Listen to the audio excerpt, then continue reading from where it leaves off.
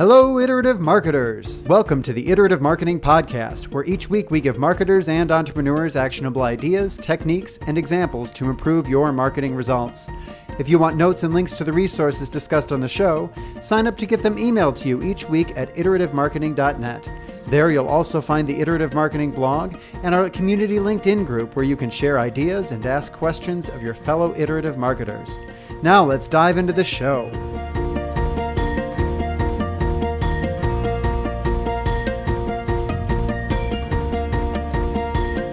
Welcome to the Iterative Marketing Podcast. I'm your host, Steve Robinson, and with me as always is Elizabeth Aaron. So what's keeping you busy these days, Elizabeth? Oh, just balancing work and family, the usual story. What about you? A lot of the same on our end. So today we are talking about brand. I think it probably makes sense before we dive into defining your brand that we probably should talk about what brand means, because I know that, among the marketing circles that I'm in, not everybody uses this word exactly the same. So why don't you kind of give us your idea on what brand means to you? That's a great question. And I think, for me, I think it's something that's kind of evolved over time. And as my role has evolved and working on the corporate side versus the client side. But, kind of where I've settled lately is that brand is the perception of your organization by the individuals who are outside of your organization. And, I think that's a little bit of a scary definition, because when you think about it that way, you realize you've lost some of your control.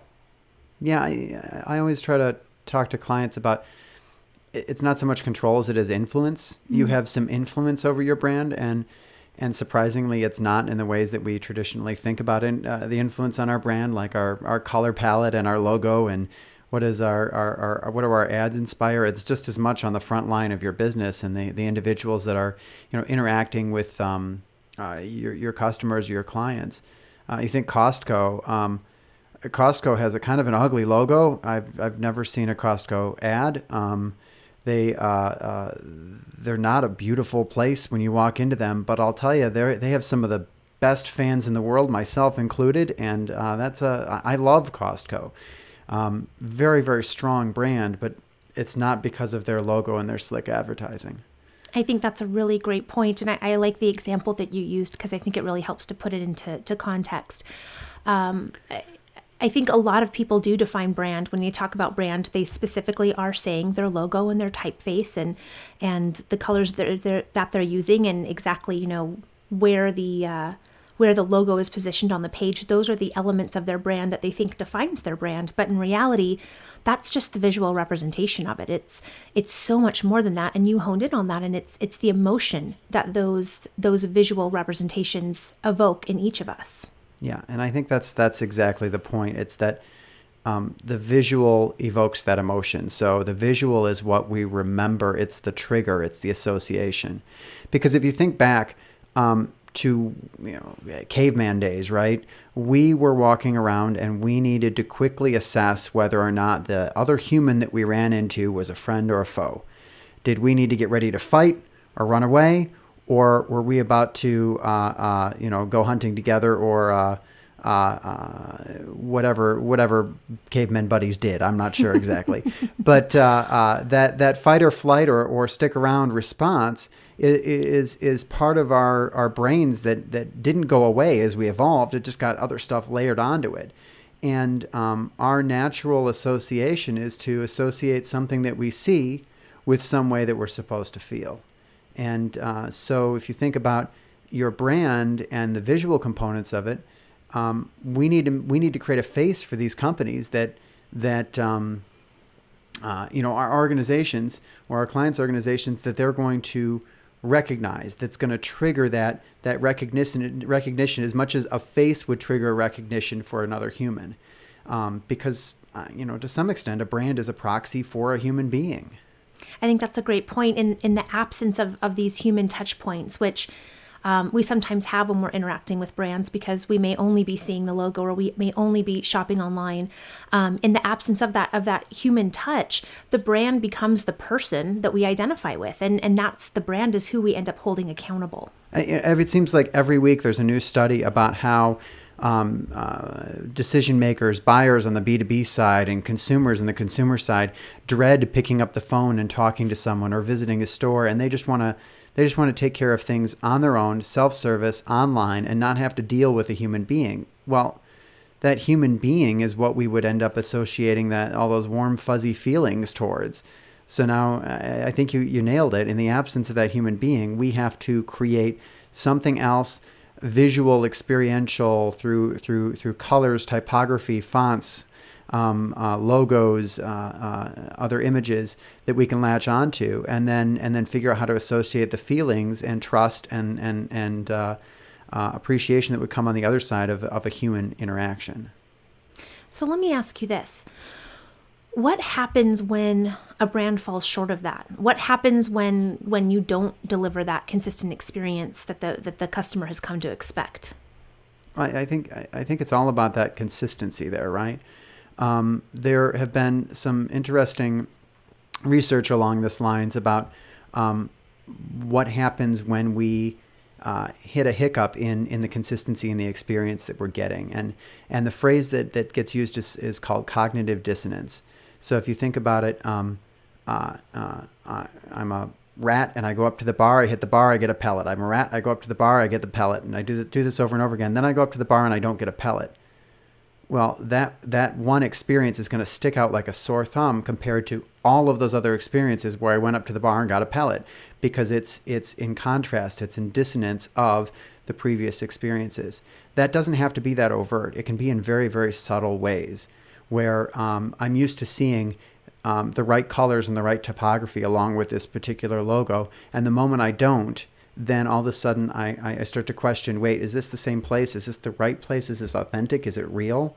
And I do that in a very subconscious way. But the same thing is true on the experience end of it, where if I'm used to walking into Costco and approaching a Costco a customer service person, they approach me with a smile and a warm, friendly hello, and that's what I'm used to. When I walk up to the counter and I get somebody who's had a really bad day, that's going to stick out like a sore thumb, and that's going to really taint my impression of that brand. And I think it's something that, we can sit here and talk about. If the logo looks different, then you've got this breakdown, and we can talk about if the customer service that you've come to expect isn't there, we've got this breakdown.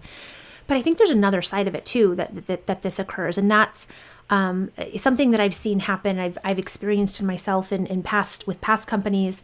There's this new marketing thing that everyone else is doing, and companies feel like they have to be on the cutting edge. So you know what? Everyone's talking about Snapchat. Let's pop on Snapchat and let's start doing that. If that is not in line with who your brand is, then you're creating this experience that again is kind of that breakdown from what they expect to what you're trying to deliver. And what does that do for the brand? I mean, is it helping it? Is it hurting it? How do we react to that? Yeah, it's a great point. And I think it comes up in other places too. A lot of brands, when they first start doing content marketing, they realize, wait, this is a lot of work to go and create all this content. Can't we just outsource this? The answer is yes, but if you want it done in a way that's authentic with your brand, it's going to cost a fair amount of money. You can't just hire somebody to throw up 500-word blog posts on your behalf and expect them to, resonate with your brand and not introduce some of that cognitive dissonance. Wait, they're talking in a very, pompous way in this blog post. This isn't the brand that I've come to know. These guys sound like idiots. You have to be very careful when you introduce a new medium that you're doing it in a way that is in line with your brand. I think that's a good point. So how do you understand what is and isn't in line? What's the first step there? You have to identify what your brand is, and to do that, there's two aspects you have to look at. I think you've got to look at what your company, what you hold to be true, what your values are, what you want your brand to be. But you have to take a step back and you have to look at what the perception of your brand is from your customers, and what does that brand gap look like? Because until you understand where you are now and where your customers are, it's hard to start moving forward and being able to either address that and stay down the right path, or to address it and try and close that gap between those different perceptions. So it's a research component, right? Definitely, yes. Yeah. And I think that over the years, I know we've kind of developed some methods for those research. A lot of folks do it a little bit differently. Before we get into our process and how we go about researching it, though, I think we should take a quick break and we should figure out how to make the world a better place. How does that sound? Sounds great. Before we continue, I'd like to take a quick moment to ask you iterative marketers a small but meaningful favor. We don't have sponsors for this podcast. Instead of asking you to get a free digital scale or enter some code for 10% off your website, we ask that you give a few dollars to a charity that's important to one of our own. This week's charitable cause was sent in by Hector Sunol of Sizerg in Miami, Florida. Hector asks that you make a contribution to FIRST, an organization dedicated to inspiring young people to be science and technology leaders. Your donation will go towards engaging kids in kindergarten through high school in exciting, mentor-based research and robotics programs that foster well-rounded life capabilities, including self-confidence, communication, and leadership. Learn more at firstinspires.org or visit the link in the show notes.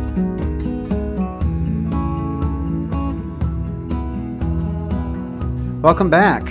Okay, so before the break, we talked about what a brand means, what it is, why it's important. Then we started to get into, well, okay, how do you figure it out? And I know here at Brilliant Metrics, we've developed a process that's a bit unique to us, but there's lots of ways you can go about this. You can hire a market research firm. You can do surveys, informal.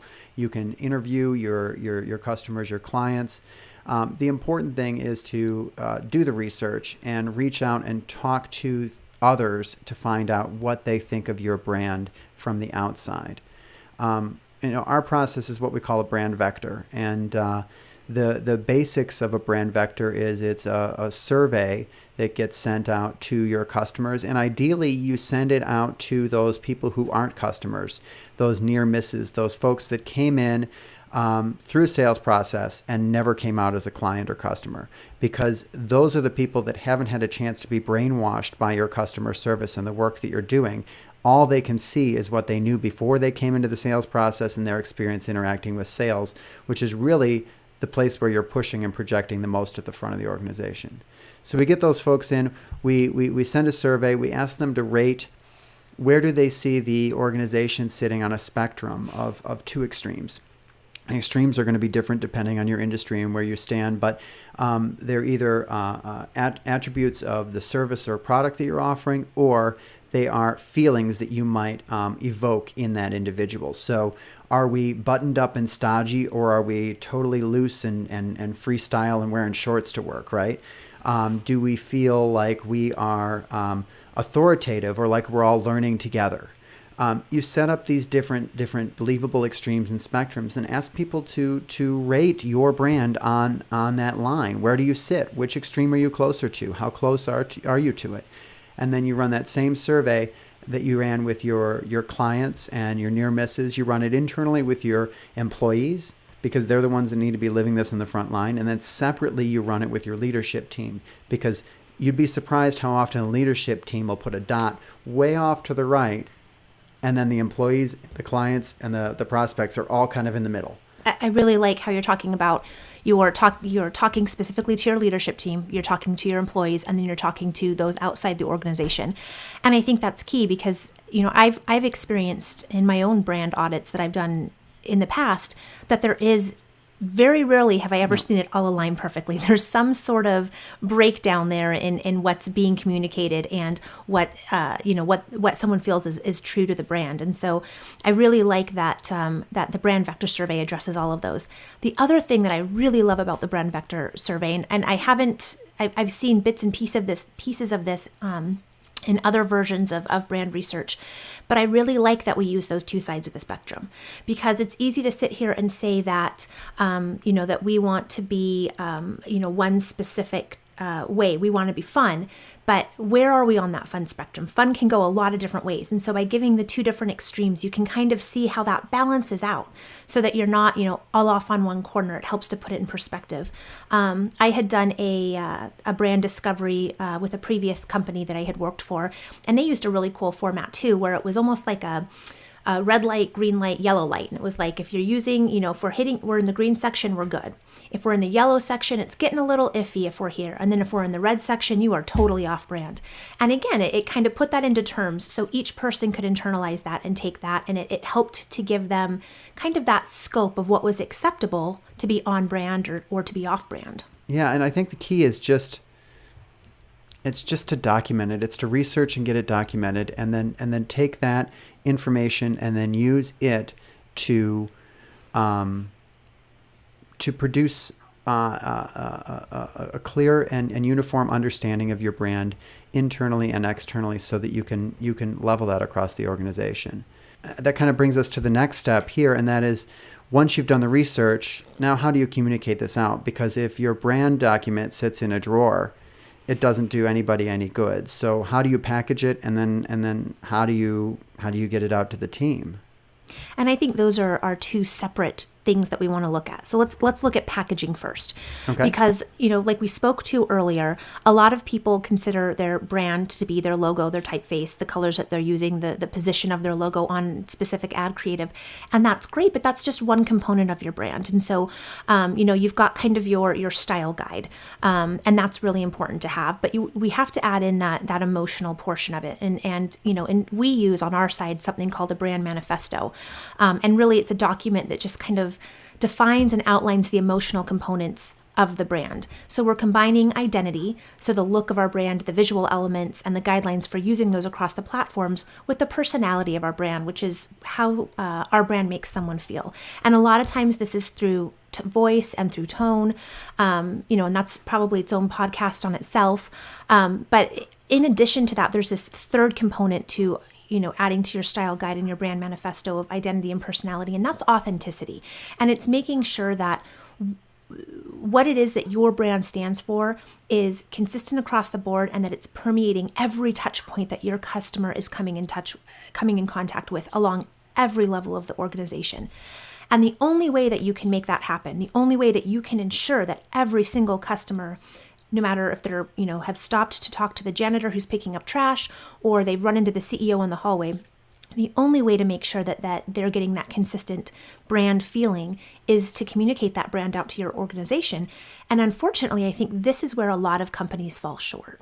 So let me make sure that I got this straight. So you have two components to any good brand guide, and the first part is the visual component. This is the basics that everybody probably has somewhere, probably in a drawer somewhere, of this is how we use our logo, these are our corporate colors, this is our font stack, this is maybe some vocabulary that we use, maybe some tone to our writing, and then those are the cues, the visuals, the experience that then we associate with the brand promise, or what we fulfill. And then the other component of that is the fulfillment part. How do we fulfill on the brand? Mm-hmm. And that's the values, that's the tone and actions and the way that we act that fulfills on the brand promise that we try to set up with the visual cues. Is that right?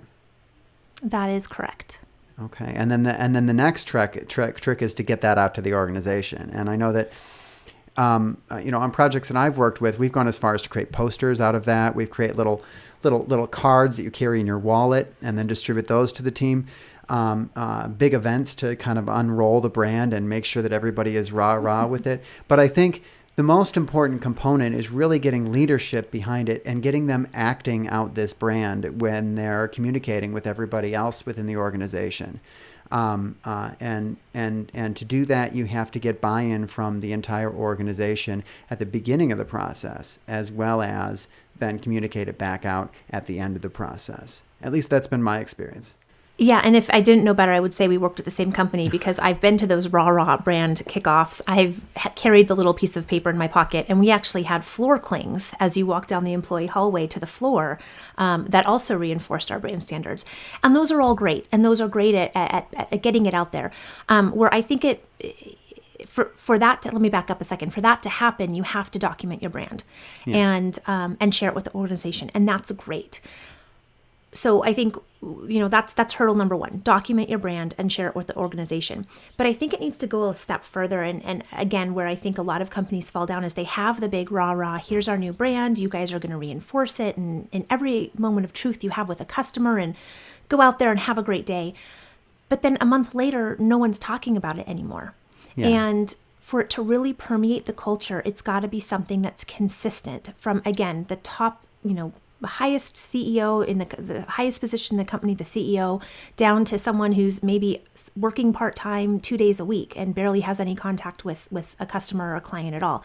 Every single person needs to understand that. And the only way that can happen and feel authentic is if it's something that permeates the entire brand or the entire company and is reinforced consistently. Yeah, and that consistency is key. So it's got to come inside. It also has to be the same as it's pushed out, because if you are producing collateral or media, commercials, social media, whatever that's going out that isn't in line with the same brand that you're trying to reinforce internally, then you create that cognitive dissonance within your own ranks, which really can mess things up within a company. So I think we've done a pretty good job of talking about this and covered a lot of ground today. I'm sure we're going to cover a lot more ground in future podcasts on brand. But I think now is probably a good time to call this a wrap. What are we talking about next week? I believe that next week is the discovery of your personas. Oh, I look forward to that. So until next week, everyone, have a great time and enjoy applying some iterative marketing at your organization. Talk to you soon. Bye. The Iterative Marketing Podcast is a production of Brilliant Metrics, a consultancy helping brands and agencies rid the world of marketing waste. Our producer is Heather Ullman, with transcription assistance from Emily Bechtel. Our music is by C-Stock Audio Music Production and Sound Design. You can check them out at seastock.audio.com. If you haven't already, be sure to subscribe to the podcast on YouTube and/or your favorite podcast directory. Visit iterative-marketing.net for more iterative marketing goodness. We'll see you next week. Until then, onward and upward.